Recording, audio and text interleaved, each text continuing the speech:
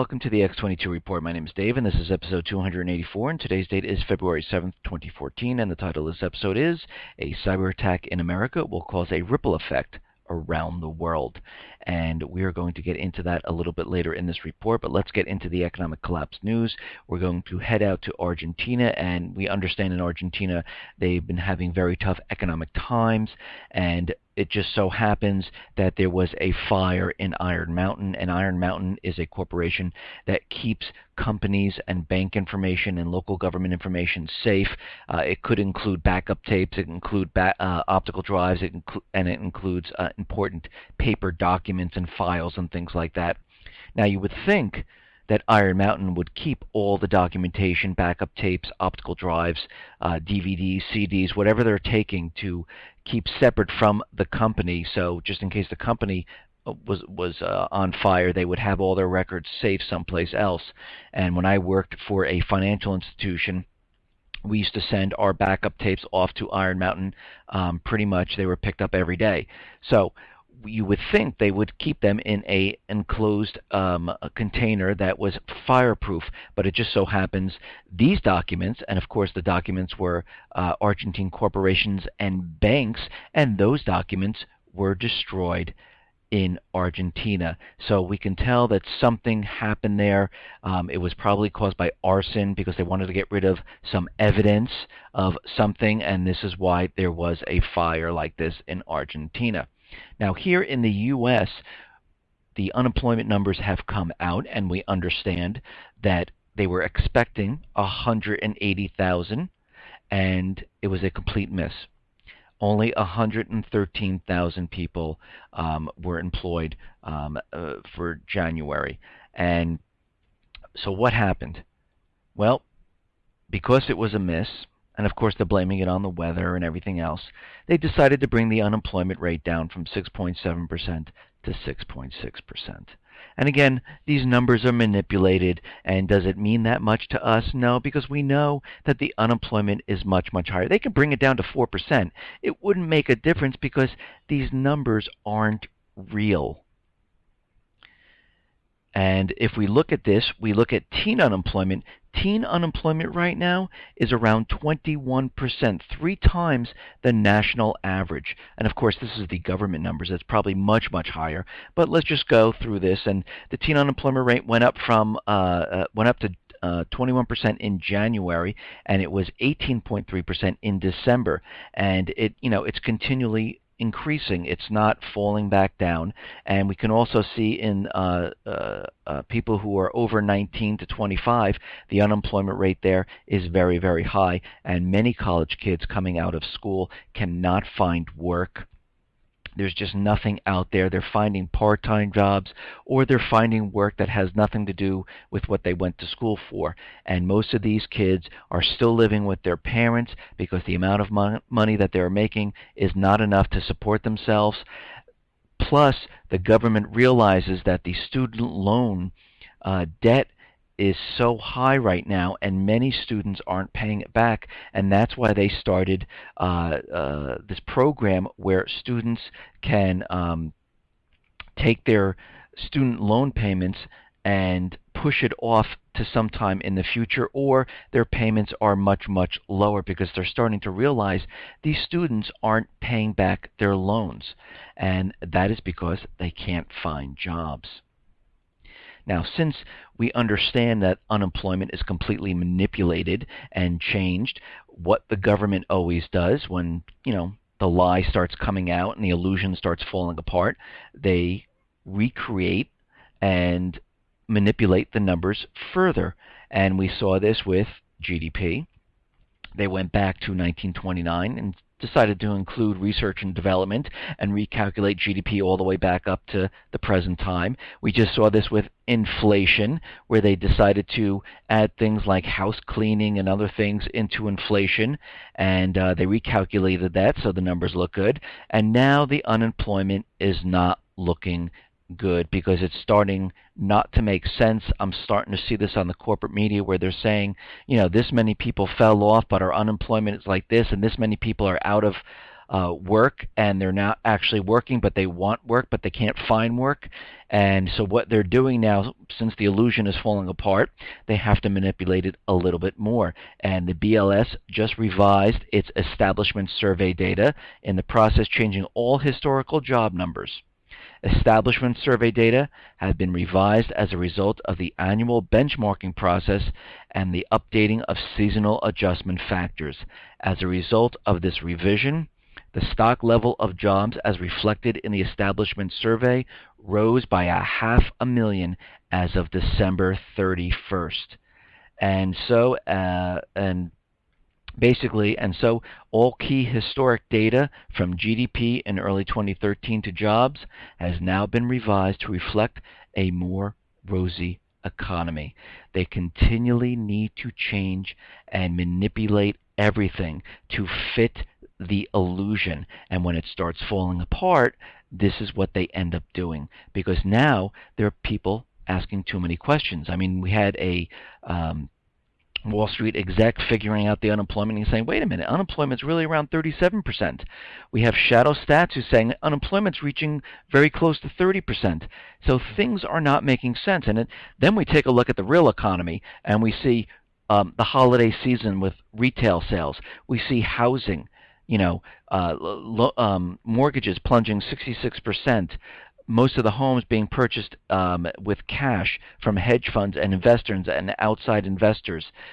Things do not make sense in the real economy, and this is why they need to keep the illusion continually going. Now, we remember during the holiday season that people didn't have money to pay for the holiday gifts, so they dipped into their savings to purchase, and they took out from their savings about $46 billion from their savings, and the U.S. savings rate went down to a one-year low of 3.9%, and it's still dropping, and it's still going down. Now we have new information that revolving credit, which is credit cards, saw a substantial $5 billion increase in outstandings, the most since 2013.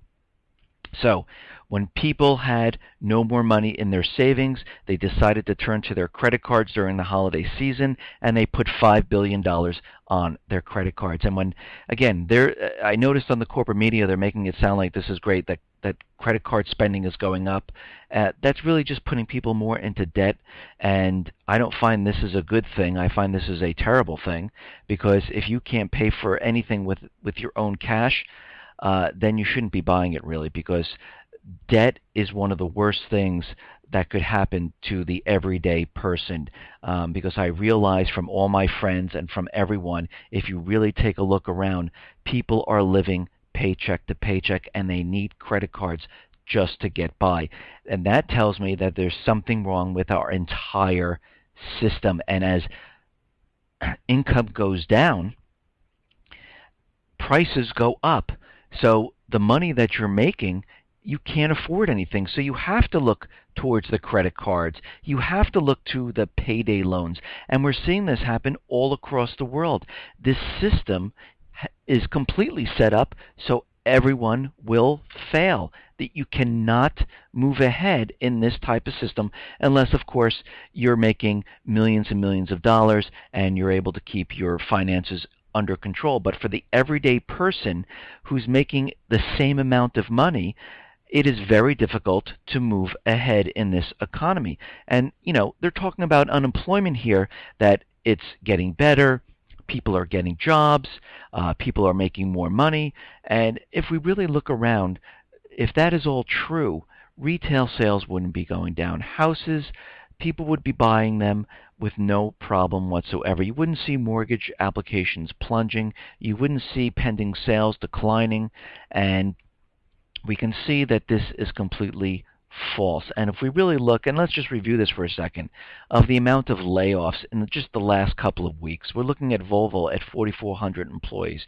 We're looking at Ashland Inc., a chemical maker, 1,000 jobs. We're looking at Swiss drug maker Novartis, 4,000 jobs. We're looking at British-Swedish multinational drug maker AstraZeneca.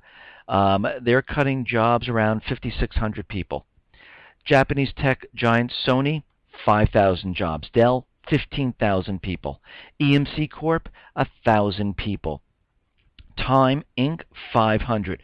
North American manufacturers are shedding workers. 500 workers will lose their jobs beginning next week as International Paper shuts down. GenCorp, 225 people. U.S. Steel, 820 workers.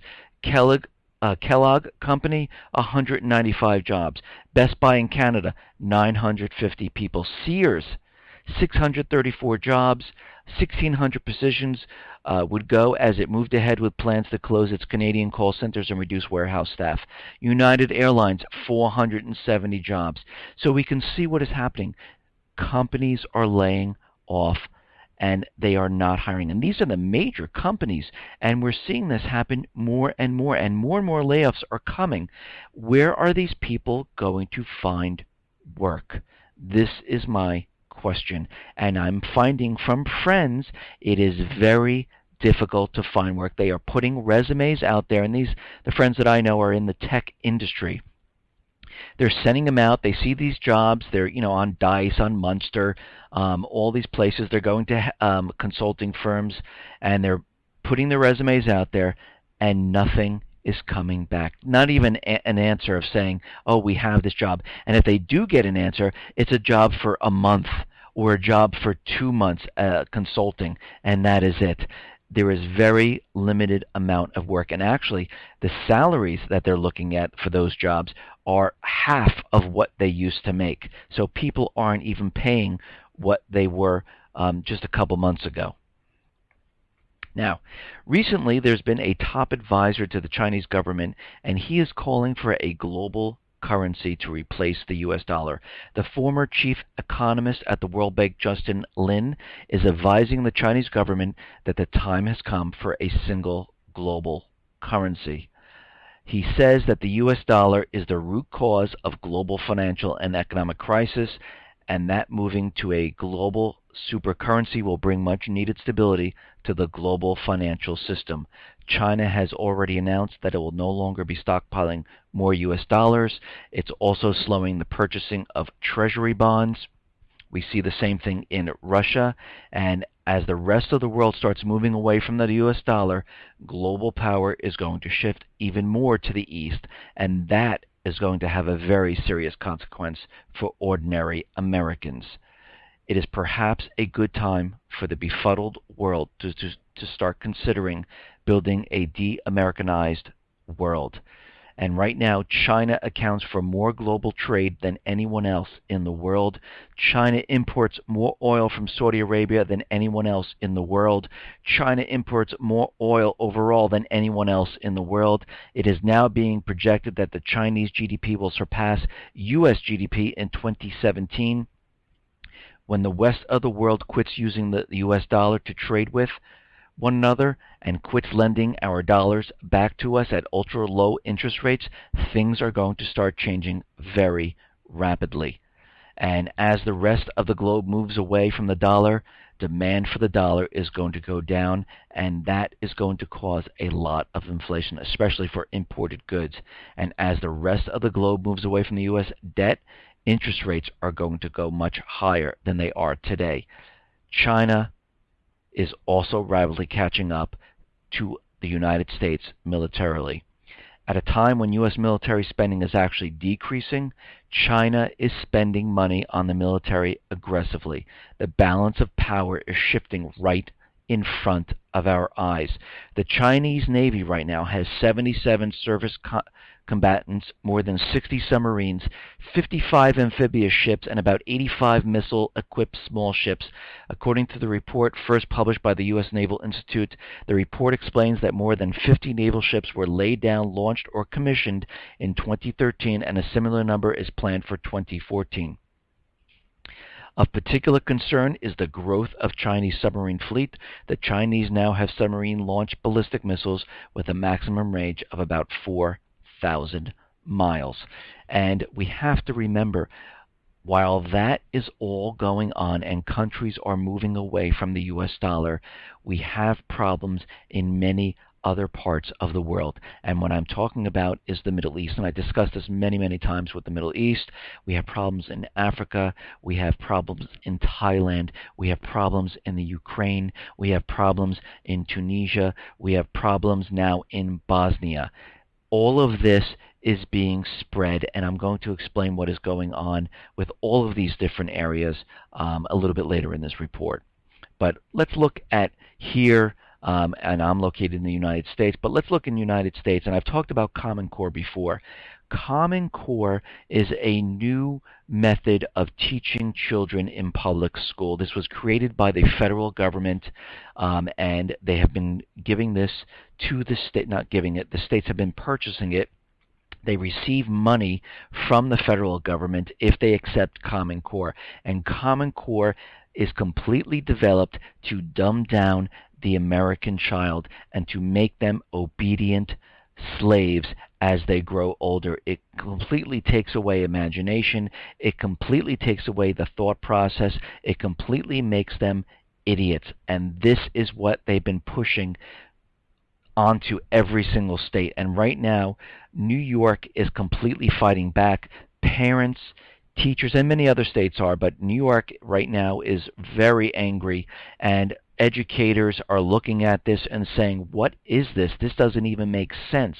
And this goes on to say that the controversial standards are have inappropriate material, and it's massive cost, their devastating impact on teachers and students, and more. If you wanted to destroy public education, this is what you would do. And this is what the teachers in New York are saying right now. The material is often highly inappropriate. The lawmaker continued, explain to me why a first grader has to point out ancient Mesopotamia on a globe or explain their contributions to modern civilization. They are 6 years old. It makes no sense for them to do this at this point. And again, I've looked at many of the Common Core and the way they want you to figure out math with slashes and circles instead of learning the easy way, and most of the time the kids get it wrong. And what they're telling the children is that even if you get the answer wrong, you're still right. So 2 plus 2 is really 5 if you can explain it well enough. And the information that they have in history books have been completely changed around.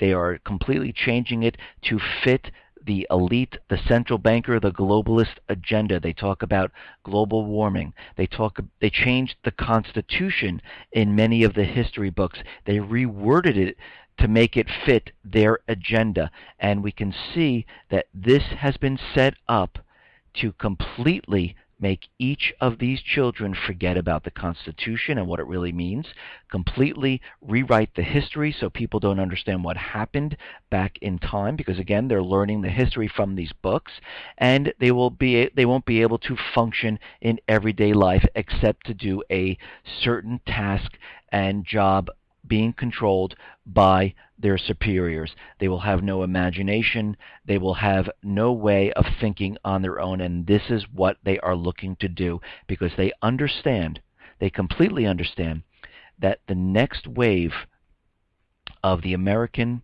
person is going to be these children.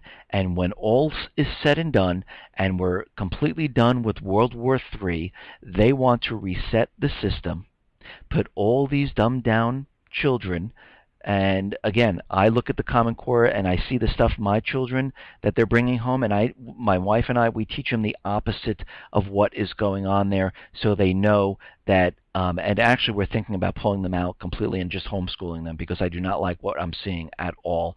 But right now, they are doing this because they realize what is going to happen. They want to reset the system after the war because the war is going to cover up the economic collapse.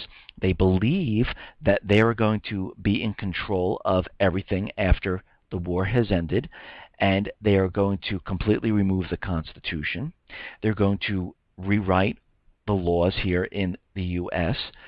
They really want to expand their control across the U.S. and into Europe and create one global type of government, and this is their plan moving forward. Now, what are we seeing out in Europe right now and out in other places, the Middle East and Africa and all these places. Now, I discussed with you that there's problems in the Middle East. We understand Al-Qaeda in the Middle East are the people rising up who want to push the U.S. government, central bankers out of their country, and they want their country back. Okay. The Ukraine, they want that government out, and they want to put in a puppet government, so the Ukraine will join NATO and go and put a private Western central bank so they can put the country into debt. This is what they're trying to do. Thailand, they have already a puppet government in there, and the people, the protesters, are rising up right now and fighting back, and they want that puppet government out of there. Thailand, the people have spoken. There is no confidence in their government and in their system, and this is why they were trying to stop the elections there in that country, because they know it's completely fixed.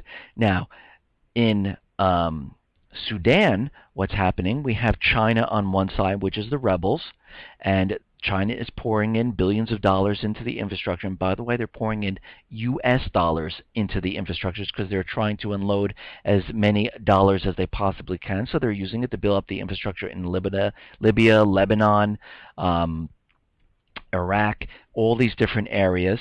And again, this is why France, the EU, are in Central Africa and are in Mali, and of course, they're fighting down Al-Qaeda, which are the rebels who don't want these governments in their country. And we can see what's happening now. They've taken on a new country, Bosnia. The government said yes, they were in talks about joining NATO and the EU, and they kind of backed away from it.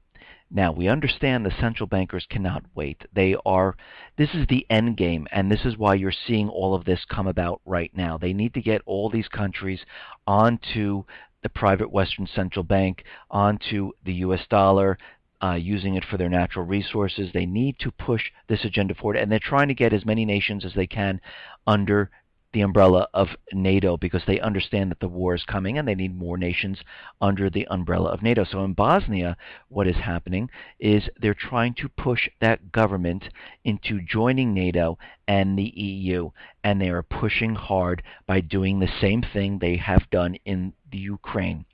They started riots.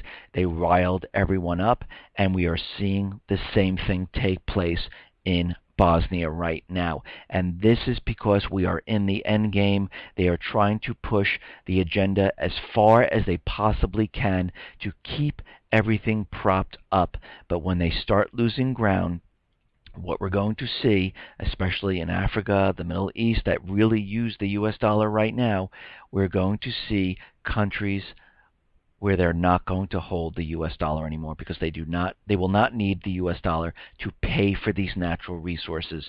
And if they do not need it, it comes back to the U.S., and then we see interest rates go up, we see inflation, and then we see the collapse of the dollar. And all we need is one of these countries to start it.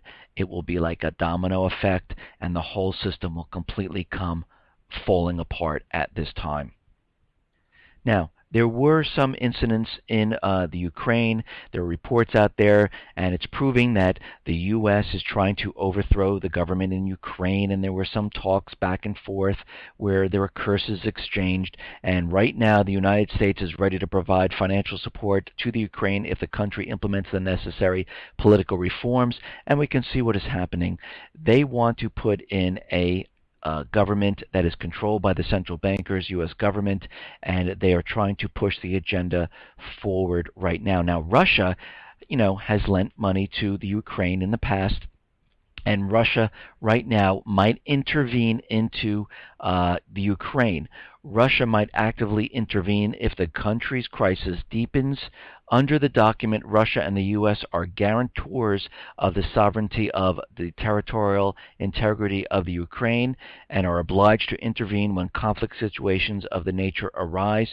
And what the Americans are getting up to now, unilaterally and crudely interfering in Ukraine's internal affairs, is a clear breach of the treaty.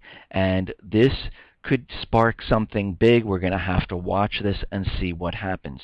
Now, in my past reports, I was reporting on that the missile interceptors here in the U.S. completely failed, and right now the Pentagon, the U.S. Defense Department, plans to ask Congress for $4.5 billion in extra missile defense funding because the missiles pretty much don't work and they cannot defend us if there is some type of attack. Nearly $1 billion of that sum will pay for a new Homeland Defense radar to be placed in Alaska, with an additional $560 million to fund work on new interceptors after several failed flight tests. We need new interceptors that actually work, said one of the congressman's sources, adding that both of the existing kill vehicle models also needed to be fixed and tested, since the replacement would need about 5 years to be made ready. We need to have these things as soon as possible. And this is what is happening because they realize that none of this equipment works. And if we look at the U.S. military, a lot of the planes and the ships and the missiles do not work at all, and this kind of troubles me, that the defenses and the systems are not actually working the way they're supposed to be working. Now, the Geneva II talks are going to continue. They are set up for February 10th, and the opposition says, as at this point, they're not going to attend. I mean, there's more than one opposition group that attends this. One of them is not going to attend because they're not going to talk about Assad leaving the government, and he will not be part of the transitional government. And of course, the Syrian government is attending, and they are not going to talk about any type of transitional government because it is a sovereign country, and if Assad is going to be removed, that will be by the people, and this is what they keep talking about. And again, these Geneva II talks will end up going absolutely nowhere, and nothing will actually happen. Now, in a couple reports back, we understand that the Sochi Olympics, the ceremonies started, and some of the reporters, landed there, and they said my phone, my tablet, my computer, whatever it was hacked into, and I said absolutely not. They were not hacked into. Now, we have to understand, for a system to be hacked into, they either need to have a backdoor already put into the system, and you have to know how to navigate into the backdoor, or you have to download a malicious malware, and that could come from anywhere. And now these reports are saying that the report that this reporter first let out, showing how easily the electronic devices could be hacked, they're saying that it is kind of not true, because what happened was this reporter downloaded an Android app. It was a malicious app, and that could have happened anywhere, of course, because it doesn't matter where you are. He downloaded it. There was a virus in it, and because Android phones are susceptible to viruses, and this is what happened. Yes, there are ways of intercepting data that flies across the airwaves, but again, if your information is encrypted, which most of it is, most of the important things are encrypted, it is very difficult to understand what this information is unless you have the method or the actual key to decrypt this information. And the only organization that I know that has the method to almost every single encryption, public encryption system is the NSA. The only organization that I know that can do this and has backdoors into phones, into computers, who's put software onto systems is the NSA. So this story is completely falling apart, and we have to use common sense here. And again, I am not for Russia or China, but I like to use common sense here. All eyes are on Russia, and it's almost like what we did with Syria with the false flag event in August, when the United States, the central bankers, all the private Western central bank countries said that the Assad regime used chemical weapons on his own people. We have to think all eyes are on Sochi right now, right? Everyone's looking at Russia right now with the Olympics. Would they be so stupid, with every single country looking at them, to do something like this at this point in time? Yeah, they might hack and do something at different times when all eyes are not on them, but when all eyes are on a specific country, when all countries are in the country, why would they hack people as they're coming off the planes? If they have the ability, why would they do this at this time? We need to use common sense. What would be the motive? What would be the reason they would do this at this time? Because this would not turn out positively for Russia. Again, they wouldn't. Now, there are tech experts out there who are saying that a cyber attack, it will send ripples across the world if America is hit. And this goes on to say that cyber assaults on the nation, critical infrastructure are on the rise at an alarming rate, says Dr. Oliver McGee. McGee is the former United States Deputy Assistant Secretary of Transportation for the Technology Policy and is currently a professor of engineering at Howard University in Washington, D.C. And he goes on to say that the effect of these cyber attacks are far-reaching and have potential economic consequences.